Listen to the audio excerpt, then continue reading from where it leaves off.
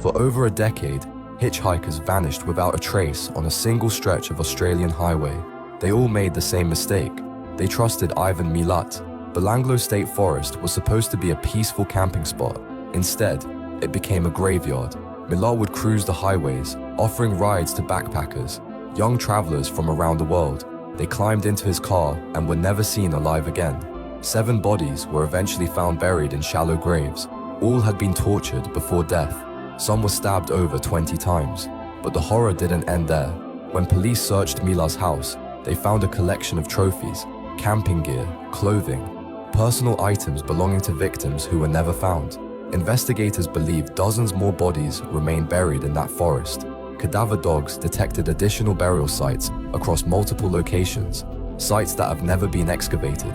To this day, families are still searching for missing backpackers who disappeared along Milat's hunting ground.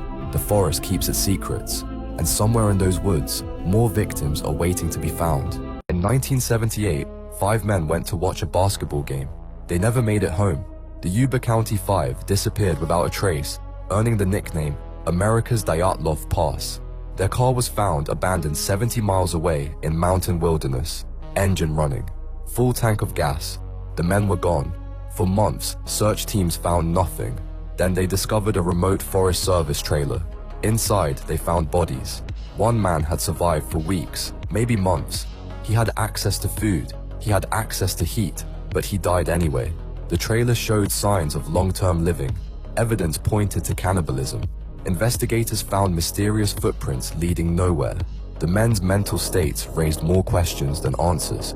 Here's what haunts investigators the most. Why did they leave their perfectly functional car? What drove 5 men to abandon safety and walk into the wilderness to die? The Yuba County 5 case remains one of America's most disturbing unsolved mysteries, a puzzle of human behavior that defies all logic. In the 1920s, young women lined up for what seemed like the perfect job. They painted watch dials with glowing radium paint, earning good money in clean factories. Their supervisors taught them a simple technique: lick the brush tip to keep it sharp. Lip, dip, paint. Lip, dip, paint. What they didn't know was that each lick was a death sentence. The radium was eating them alive from the inside. First, their teeth fell out, then their jaws crumbled and fell off their faces. Bones snapped like twigs. Tumors erupted throughout their bodies. But here's the truly evil part. The company knew radium was deadly. They had known for years. While these women were dying, executives hired fake doctors to tell them they were perfectly healthy. The real medical reports were hidden away. As the radium girls lay dying, they fought the most powerful corporations in America.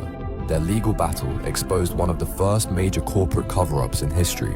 These women sacrificed their lives to save countless others from the same fate. In 1922, an entire family was butchered on their isolated German farm, but the killer had been living with them for weeks. The Gruber family at Hinterkaifeck Farm knew something was wrong. They heard footsteps in their attic every night, found mysterious footprints in the snow leading to their house but never away from it, discovered their keys moved to places they'd never left them. Someone was watching them, waiting. On March 31st, all 6 family members were found dead, murdered with a farm tool in their own barn and home. But here's what makes this case truly disturbing. The killers stayed on the farm for days after the murders, fed the animals, cooked meals in their kitchen, lit fires in their fireplace. Neighbors saw smoke rising from the chimney long after the family was dead. The bodies were arranged in strange positions, like the killer was making a statement. German police investigated for years. They had over 100 suspects, but no one was ever caught. The Hinterkaifeck murders remain Germany's most chilling unsolved case. Did you know the US government once watched hundreds of men die a slow, agonizing death just to see what would happen?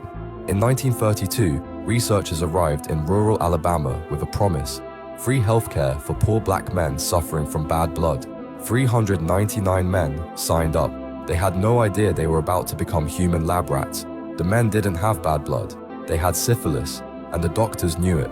For 40 years, researchers watched and waited.